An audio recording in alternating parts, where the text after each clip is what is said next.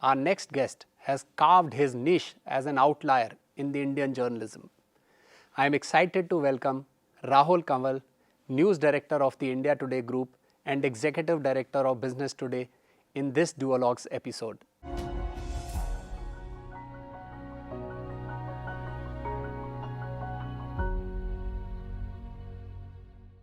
So Rahul, first of all, let me take this opportunity to thank you for doing this with me and thank you for hosting me at the headquarters of India Today. And to begin our conversation, I'll sort of share one of my experience with you. I started to work in the mid-90s, and for my first job interview, I was interviewed by someone called Mr. Rakesh Singh, who eventually became my first boss. And during those days, this question was in fashion: where do you see yourselves in next 5 years? And in some sense, this question was kind of evolving during those days, and I was kind of not ready for this question when I got interviewed. So impromptu, the response which came was that I'm not very sure in 5 years, but I want to see myself on the cover page of Business Today. And after about 15 years, I ended up texting into him that not on the cover page, but there is an article which has my mention. And that was a moment of pride for me. Taking this opportunity, I wanted to congratulate you for taking over the responsibility of leading Business Today. I mean, I'm sure this is going to be transformational for the product itself, for the brand itself. And my first question to you would be in line with the new responsibility, apart from the one which you are already leading, that how do you see this product itself, which has been very informative for people for last many decades. People like me have been consuming a lot of content. Apart from that, if you can share with us that, what are those steps which you see you taking forward in the time to come to create right relevance and sustainability for this fantastic product. Manish, it's great to have you with us at the India Today Mediaplex. This is a role reversal of sorts. Usually I'd be the one doing the questions and you'd be the one answering. So it's great to have you, and thank you for having me on Duologues. Business Today is a huge opportunity because the India Today group has two mega brands. There is Aaj Tak in India Today, which are 360 multimedia. They're on TV, they're online, they're on social. With Business Today, we see this massive opportunity of taking BT from largely being a print magazine to being a 360 multimedia platform, which is not just about magazine journalism, but is also breaking news, is also on TV, is also online, is on social, and is engaging with consumers in different platforms in their language, which is what we do with India Today, for example. And we need to carry a lot of the best practices that have developed within the India Today ecosystem, apply them to Business Today, and transform the brand from what it's been over the last several years as largely a print-first magazine publication to being a 360 multimedia fintech platform. And that's the path that we are taking, and that's the journey we're on right now. Excellent, seems exciting. And Rahul, the logical one which comes to my mind is, to do what you do, you need the right talent, you need the right capabilities. I also know that over the last few years, you have developed the data intelligence unit at India Today. And we all understand that today it has to be very objective for us to be able to create credibility. And while we'll talk about a subject that there is seeming to be so much of noise otherwise around, which in some sense is creating clutter for people who are wanting to consume authentic information. So we'll talk about that a bit later. But I believe that the effort over India Today has been such that you have tried to develop something which can create objectivity. And I also see, while consuming India Today's information, that the dashboards are very simple enough to consume. The hardware also which you are using to present that information to people is very simple for people to consume that information in an effective manner. So two questions coming to our mind. For doing all this, you need excellent talent. So recruiting talent is a challenge, attracting talent and retaining and developing them is a challenge. And with your new responsibility, I think it is no longer only about creating information, but it is also about managing the entire business, where talent plays a major role. How do you see that challenge in the time to come?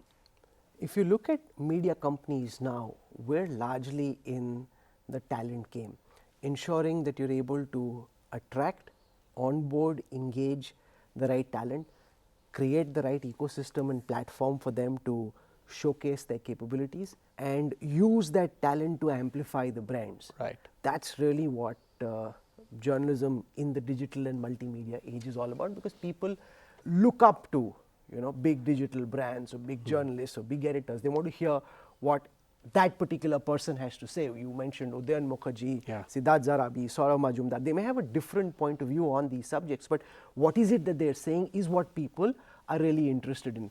And I think the India Today group has this phenomenal ability of attracting the best in class talent, whether it's, say, Rajdeep or Udayan himself was up in the hills. So many offers came his way, and people tried to bring him back to a mainstream organization, and he kept saying no.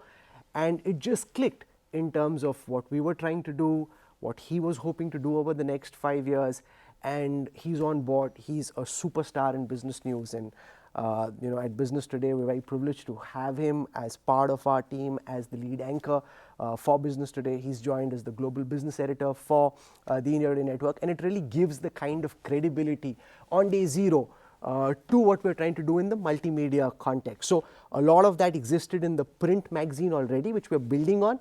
But when you're jumping into a new ocean, which is television, video, business content, having Udayan as the showcase anchor and editor, you know, adds a lot to the belief score of the brand. And that's the unique ability of the India Today group to be able to do that. We're also attracting a lot of very young millennial, Gen Z talent who you may not know and you didn't mention in your questions, but you know about over the next 2 or 3 years. So the idea is not just to you know, ride on very well established editors and anchors, but also develop the next generation of stars. Now, at a time when opinion is so sharply polarized, you know, you either hate the government, you love the government, you either think media is sold out or they're the greatest crusaders. How do you win arguments? By conviction, by logic, and the way to do it in our view is through data, because it's objective, it's out there. You can like it, you can dislike it, but you can't argue with the logic that numbers stare you in the face. And I think the opportunity to build the data intelligence unit has been a great opportunity to showcase objective journalism, which is not driven by opinions, because if I don't like your opinion, I think you're sold out. If I like your opinion, I think you're a star. And that's a binary. You know, journalism, life, politics, the economy is far too complicated to get caught in this yes or no, love or hate kind of binary. And therefore, with the data intelligence unit and the dashboards that you mentioned, what we do during elections, we're able to make our point in a fashion which cannot be contested, because it's data that is driving the argument, and that helps you win the argument. Very often is the difference between what we do at the India Today group and what our competition is able to do, because they're trying to spin, reverse swing, bowl up, but it's all rhetoric, right? Absolutely. And we live in the data age. So when you've got strong data, data wins the argument. As our chairperson Arun Puri often says, you know, when you carry a big stick, you can talk softly. It's only when you don't have a big stick, you need to yell, scream, you know, just try and overpower the person through the noise that you're making. If you've got a big stick, you talk softly and the stick does its own work.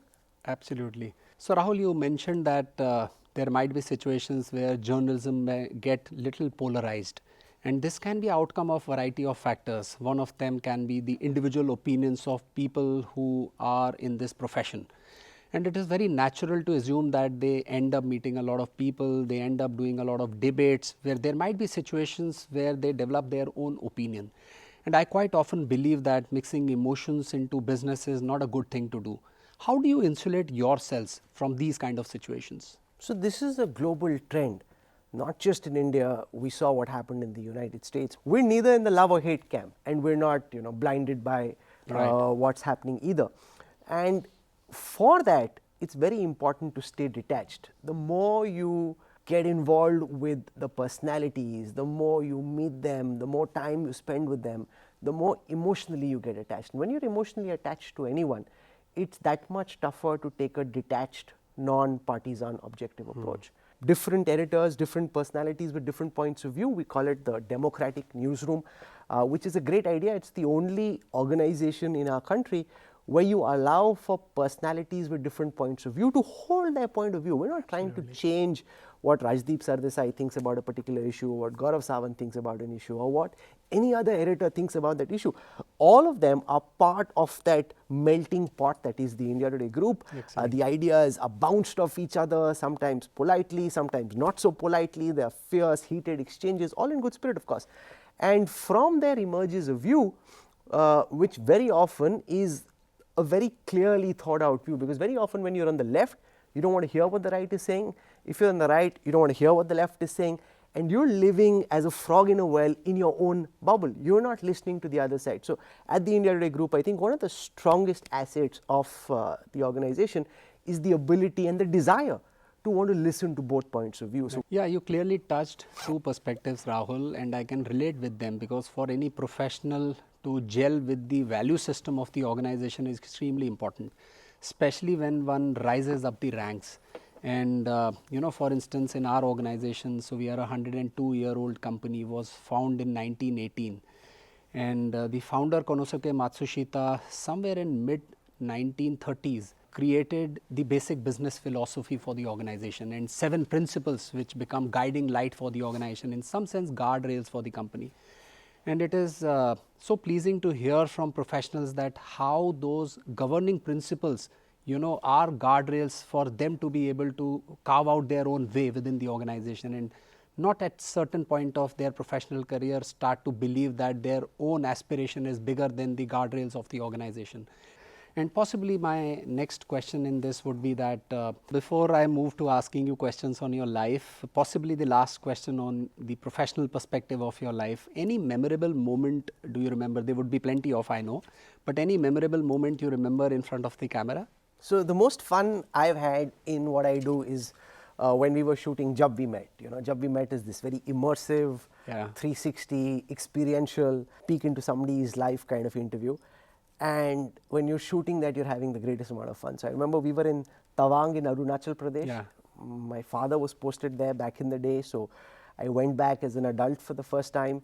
We reached Tawang, and amongst the various things that we did, there was this archery competition with Kiran Rijiju, currently the law minister. I was essentially doing archery for the first time. I picked up a bow and arrow for the first time, and the show has a showdown. It's like a contest between the anchor and the guest, and we were supposed to do this showdown on archery. And I knew that I'd never done archery earlier, and there was no way that I'd win. And he's a local Arunachali boy. He's in some competition, very competitive. I thought he's going to win.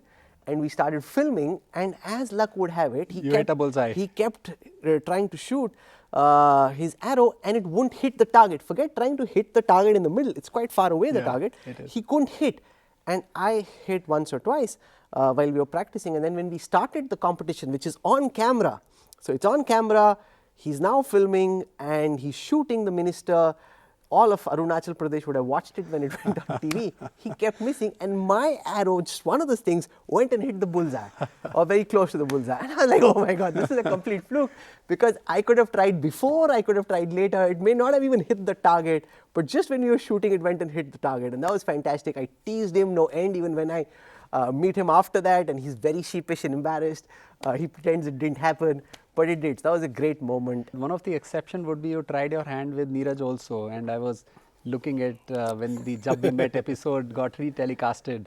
So that was also good fun. I mean, that was pure gold, just the fact that we filmed with Neeraj Chopra in as detailed a fashion as we did. And once we reused it after he won the Olympic very gold, relevant it was, yes. Hugely relevant. And I had never done javelin even growing up or in school.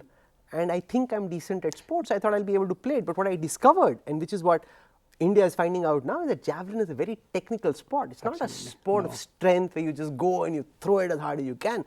There's a lot of technique involved, and my javelin wouldn't get into the ground, it just keep falling flat. Yeah, if I remember, you took the third attempt to do it right. Yeah, to ensure that it fell in and wasn't fouled, and I learned from Neeraj Chopra, which is not a bad thing to have done. Absolutely. And yeah, it was good to learn from the Olympic champion. Fantastic. So Rahul, moving on to the second perspective of the conversation, which is your life itself. And you mentioned about your father, and you come from an army background. And mostly what we have seen is that children who come from forces background end up considering forces as a career choice for them. What made you choose journalism as a career choice? So, when we were very small, one of my dad's cousins was a news anchor on Doordarshan. And when I think the news used to come either at 8 or at 9 on Doordarshan, and when this particular gentleman came on, my grandfather, this is in Patiala when we'd go for our holidays, would ensure that everybody dropped whatever they were doing. They got around the television set and we had to listen to him, which I was in the first, second, third standard. I obviously understood nothing, it was very boring and I saw no reason why I had to sit, but in their attempt to bring me up and to instill all these values, the general knowledge, they made me sit there. And I thought this guy is very powerful because when he speaks, everybody drops everybody's in their own room doing their own thing, but everybody drops what they're doing. They come and sit in the living room and they're all watching him. So at a very young, impressionable age, that left a mark in my head. And then my dad was an author. So he was a columnist, a writer, a thinker, a strategist.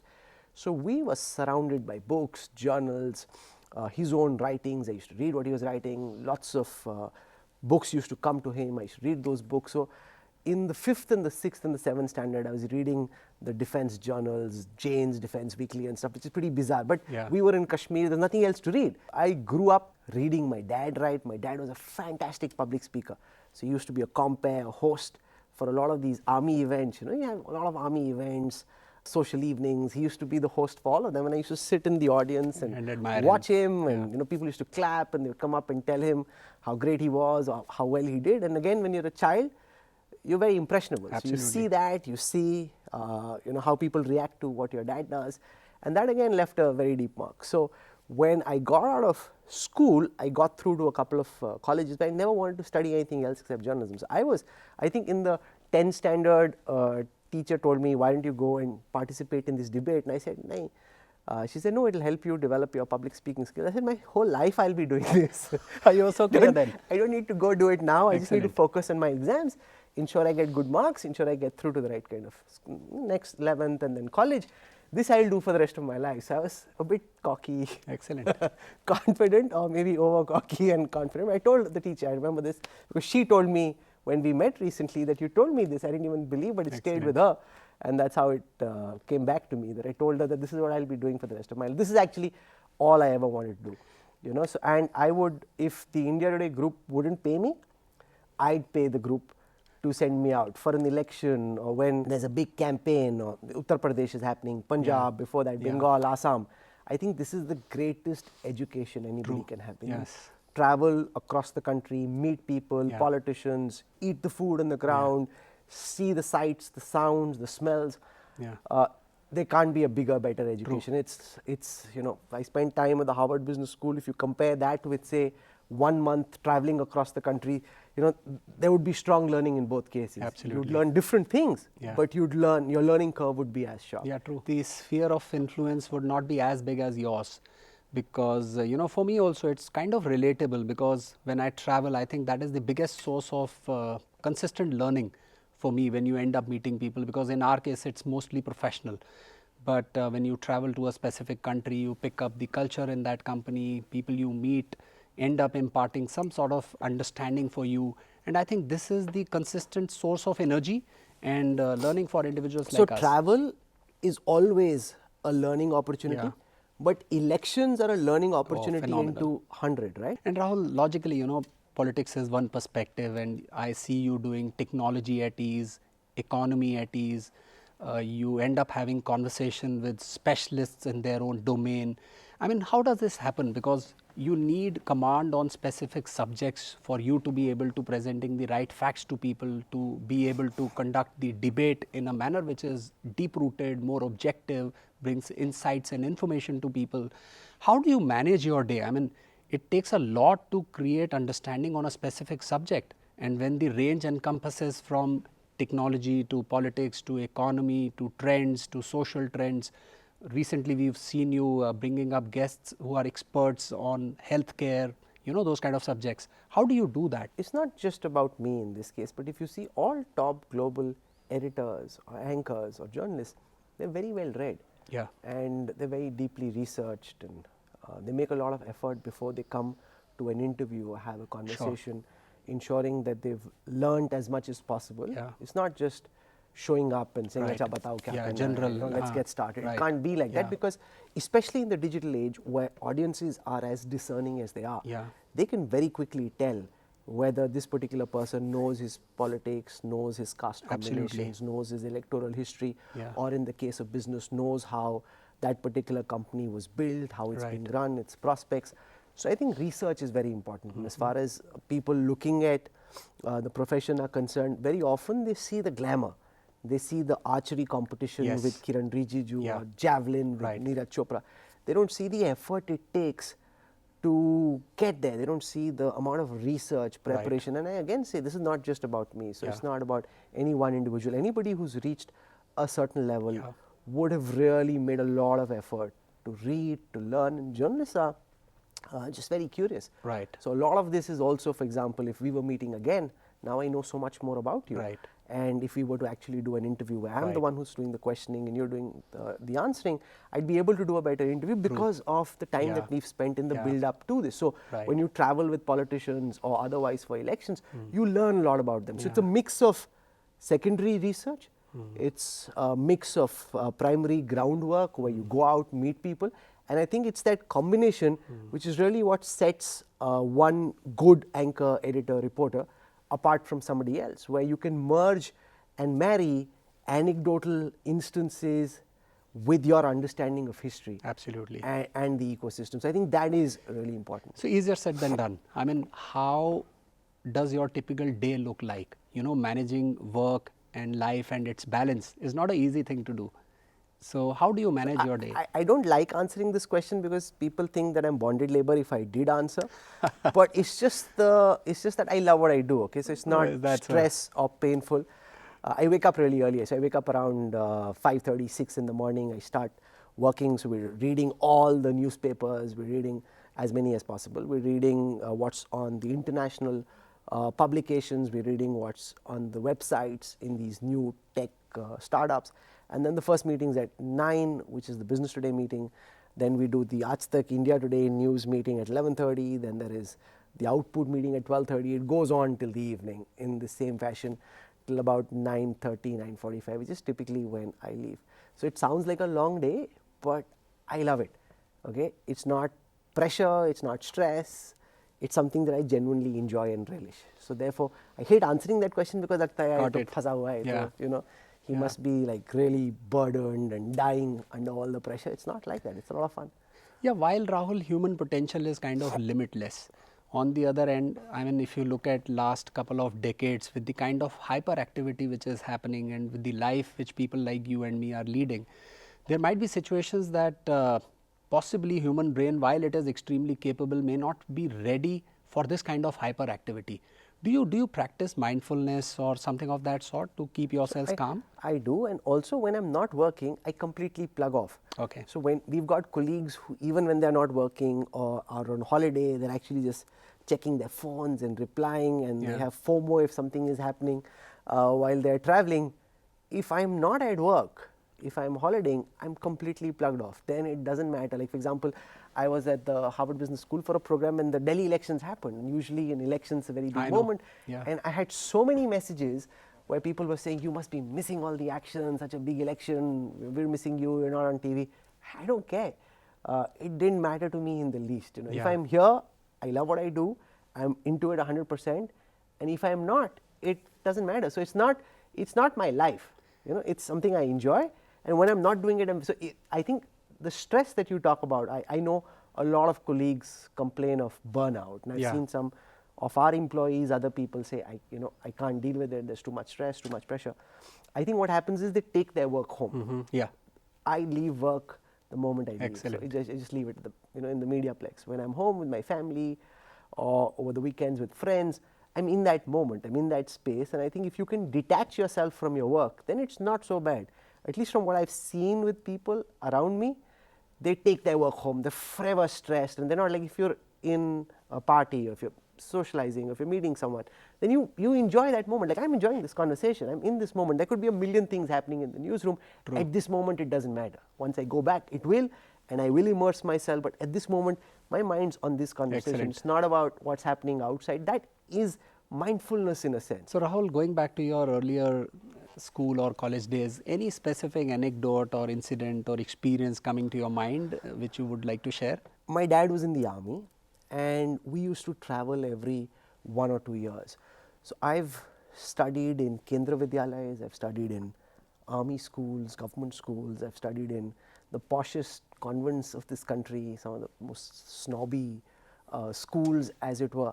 So it's the entire spectrum, Yeah. from government schools and Kendra Vidyalayas on the one side to convents and these boarding schools. I think that was the perfect groundwork for what I did, because you meet so many different people. So we've lived in Darangdara in Gujarat, we've lived in Kashmir, my dad was in Gurez, which used to be Pandit Nehru's favorite holiday place. We've lived in the northeast, we've lived in Allahabad, Lucknow, Dehradun, in Ooty in Tamil Nadu, Devlali, which is where I was born, which is in Nasik. So when you spend time across the country, my dad was posted in Namibia, in South Africa. So when you see all these cultures, meet all these people, it's like you've spent 12 years preparing to be a journalist, because you can be as comfortable when you meet a corporate who runs one of the world's biggest companies in Davos for the World Economic Forum, and yet be equally comfortable when you go to Dumka in Jharkhand and you meet a farmer over there, because that's the kind of culture, society and ecosystem that you were brought up in, which is why if you see so many journalists, editors, anchors are actually children of army officers. Yeah. You know, in every newsroom, I don't want to take names, but most of Indian television Oh, is that so? At this time is run by army officers' children, or service officers' children. Excellent. And Rahul, I'm sure you're inspiration to a lot of people who are wanting to take up journalism. I mean, when you were kind of growing up and wanting to take this as a career choice, did you find inspiration from certain individuals or one individual during those days, or even today otherwise? For example, Shekhar Gupta's ability to travel, right, and report. So a lot of what he brings out is with so much authority and with so much understanding, because from the 80s he's actually out in the ground. Yes. So while he has the ability to zoom out and look down, being on the ground makes a big difference. I love Rajdeep's passion. Right. You know, the enthusiasm he brings, his understanding of politics, caste, society is phenomenal. I love Richard Quest for what he does with presentation, formats. Jab We Met is very Richard Questy in some senses, because he's very immersive. So if he sees snow, he'll get into the snow. Now, he's really, he's very intelligent, he's a very big anchor, but he gets his hands dirty. He makes it feel as if he's taken you to the heart of the experience. And I love that about Richard Quest. I met him at Davos. It's probably the only time in my life I went up to somebody, I said, I'm a huge fan of yours. Can I take a photograph? Of course, I had no idea who I was. Yeah, come. I said, that's fine. But, you know, because I saw him growing up, and I think the way he did his journalism, and he crafted these micro moments, and he just built it so beautifully, explained things so well, I really liked him. Those are the people who I may have looked up to before I entered journalism, but while I've been working, you know, Arun Puri, our chairperson at the India Today Group, has been a huge influence, because in many ways, a lot of what I stand for, what we try and do, is based on what we've learned from him. For example, this whole idea of not taking, you know, extreme opinions without backing them with facts on either side of the political discourse, being able to engage with, yet question, all parties. They've had the same reputation from the time of the emergency to now in terms of how the India Today Group does its journalism. I think that's great learning for younger journalists like me, to see a legend like Arun Puri at such close quarters, to work with him, to learn from him, and hopefully imbibe what he says and transfer that down to the next generation. I think that is very, very key. You learn a lot in terms of how to stay detached from personalities, stay focused on issues, stay non-partisan, objective, rigorous, and not to believe that there are any holy cows. You know, there are no holy cows. There's no one we won't touch, or no story we won't do. And I think that's huge, because on my watch, we've done stories where the organization has lost big advertising deals. True. And I didn't know that would happen. Yeah. We did the story, and it did, with huge conglomerates. And not once did he question me about why we did the story or the X crores that were lost because of that story. So I think putting journalism first and the fact that he is as passionate as he is about his work so many decades after having started is really an inspiration for young people. Yeah, those are the traits of a true leader. I remember one of the meetings in one of the boardrooms in my previous organization. Company was wanting to take a major risk of a sort, and the leader telling all of us that success is all yours and failure is mine. Go ahead and do it. I mean, those are the traits of true leaders actually. And Rahul, before I come to my last question, which kind of is little philosophical. So professionally, what I hear is that you are wanting to pick the best out of the best, you know, and you are sort of inculcating those quality. You seem to be inculcating those qualities into yourselves to be able to be a efficient professional, to do justice to the responsibility which is entrusted on you. I mean, this is a tough thing to do because, you know, picking up the best out of the best is not easy to be inculcated into one, and you're in some sense wanting to master a lot of trades, you know. So are you trying to do this consciously, or it is just, you know, learning as you go forward? So it's a bit of both. For example, I take time off almost every year to go to do some kind of a program. So we've been part of the International Fact Checking Network, global conferences on fact checking. We've done training on, which is done by Google, on digital storytelling. I've done programs at the Indian Institute of Management in Ahmedabad, ISB in Hyderabad, or the Harvard Business School. And even going into the future, I have plans of going to Stanford for a program. So I think it has to be conscious learning. Effort, yeah. Of course, when you go out for elections, travel, You you go to the naturally World learn. Economic Forum, you see the world in the way that it is. You learn a lot just by being at a particular place, by talking to people. You imbibe from there. But that cannot be it. There's so much happening with artificial intelligence, machine learning, cryptocurrencies, which unless you pause, think about what's happening, immerse yourself deeply into this, you can't learn. And I picked this up from Indira Nui, the former chief of PepsiCo. She was doing a program in artificial intelligence after having run a global corporation. This is after she retired. I said, why are you doing it? She was on the board of a startup for artificial learning. They wanted her because of who she was and her background, her pedigree. She said, but unless I understand the technical dynamics of artificial intelligence, what value can I add? This is gyan that I'm giving them. And this was at a function that was done by the Aditya Birla Group, and I was moderating with her, and this is on the sidelines of that, and that set off a bell in my head. So I did a program at an international university online on data journalism. So when I lead the data intelligence unit, I'm able to give them the idea, but I understand what story is possible and what is not. If you understand the technical grammar of the story, you don't need to be able to code yourself, but if you understand the semantics, you have a better chance of suggesting a story which can be done. You know, as a boss, if you give an idea, but if you aren't from the shop floor and that idea is impractical, nothing will come off it. So I think actually making the effort to pause and to learn is very important. And it should be a mix of both. So it's a mix of going out, meeting people, learning from them, but also taking deliberate breaks away from work to just move up the information ladder, as it were. Rahul, my last question to you, while the sense of responsibility in many cases would be source of energy for individuals. For few people it might be ambition, the aspirations, the quest to learn, and you have achieved a lot at a very young age.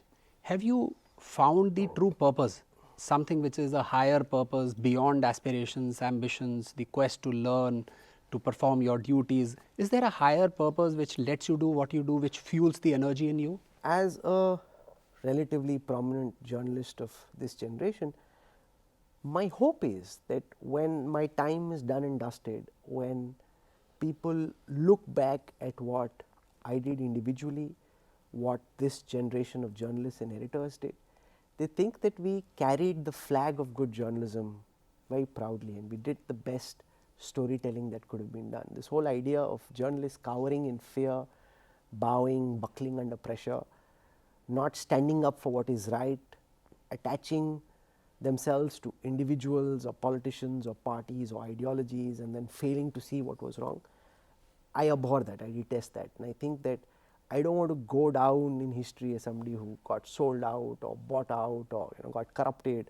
Therefore, I try and stay away, as I said, from all of this, and I really try to ensure that we're genuinely doing the best that is possible. I mean, sometimes that might be thought of as being great, sometimes that might be thought of by someone as not being good enough, but we bring our best to the park every single day, or at least give it our best, and then it's for that person to judge whether that's good enough or not. But I hope history looks back at this time as saying that, okay, these people tried. Yeah. In very difficult circumstances, given all of what was happening around, they tried to do the best that they can. I think that is very important to me, and that is a higher purpose that drives me, and I have very strict sense of what's right, what's wrong, what's okay, what's not, and I know where I draw the line, and I don't try and cross that Lakshman Rekha. Excellent. So these are definitely, transformational times, and in some sense, while on one side we see that these are challenging times, but on the other side it is the huge opportunity which lies ahead of all of us. Rahul, thank you so much, and I once again thank you for your time and also the management of India Today for this opportunity. It was a wonderful experience talking to you. Thank you so much. Thanks. Great having you with us. Thank you.